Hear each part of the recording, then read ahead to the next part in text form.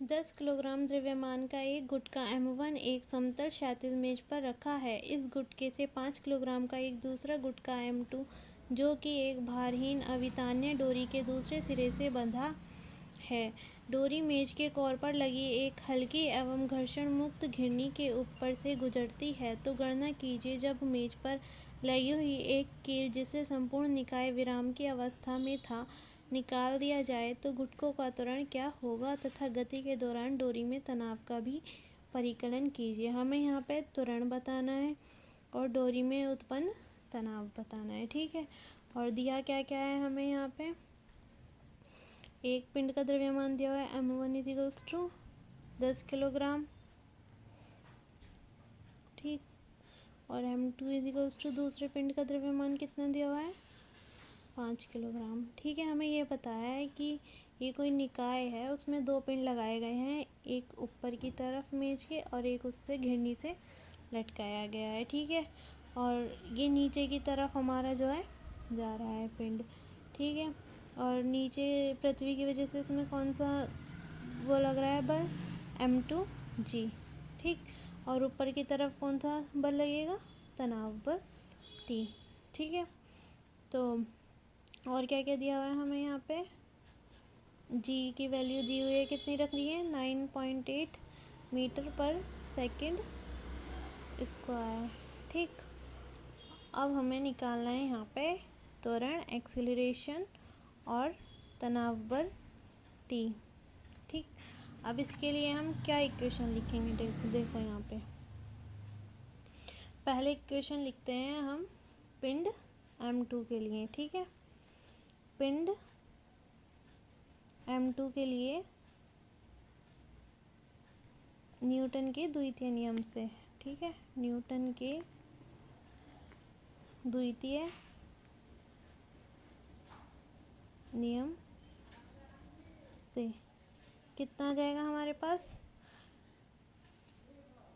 गति किधर की तरफ कर रहा है वो नीचे की तरफ, तो कौन सा बल पहले आएगा M2G माइनस अपोजिट में कौन सा बल लग रहा है तनाव बल T बराबर MA M2A, ठीक है। हो गई हमारे पास इक्वेशन फर्स्ट। अब M1 की गति के लिए आते हैं तथा M1 की गति के लिए कितना आ जाएगा हमारे पास, इसके लिए किधर की तरफ गति कर रहा है, ये इधर की तरफ, ठीक है। और मोशन भी इधर ही हो रही है और तनाव बल भी इसकी वजह से इधर ही लग रहा है इसमें, तो कितना आ जाएगा T इक्वल्स टू M1A, ठीक। अब इन दोनों को सॉल्व करेंगे पहले। Now from equation first, now from equation first and second, समीकरण 1 व 2 से, ठीक है। कितना जाएगा यहाँ पे माइनस का T है, यहाँ पे प्लस का T है, दोनों कैंसिल हो जाएंगे तो कितना बचेगा M2G is equals to M1 plus M2A, ठीक। तो हमें एक्सेलरेशन निकालना है, तो एक्सेलरेशन कितना हो जाएगा हमारे पास M2 upon M1 plus M2 into G।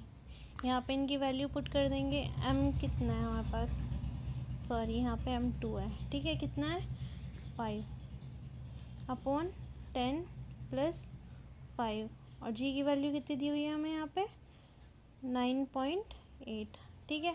अब इसे सॉल्व कर लेंगे, कितना आएगा 5 अपॉन 15 इंटू 9.8, ठीक है।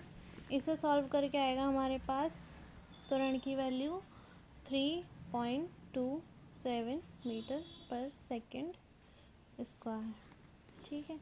अब ये त्वरण की वैल्यू हम कहाँ रखेंगे, समीकरण 1 में हमारे पास क्या निकल के जाएगा तनाव बल,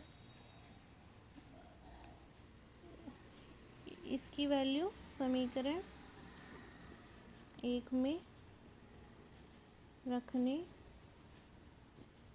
पर, ठीक है। T इक्वल्स टू M1 कितना है हमारे पास 10 और एक्सेलरेशन 3.27, ठीक है। कितना हो जाएगा तनाव बल हमारे पास 32.7 न्यूटन। ठीक है, क्या पूछा था हमसे, एक्सेलरेशन पूछा था और तनाव बल। ठीक है, एक्सेलरेशन हो गया 3.27 मीटर पर सेकंड स्क्वायर और तनाव बल हो गया 32.7।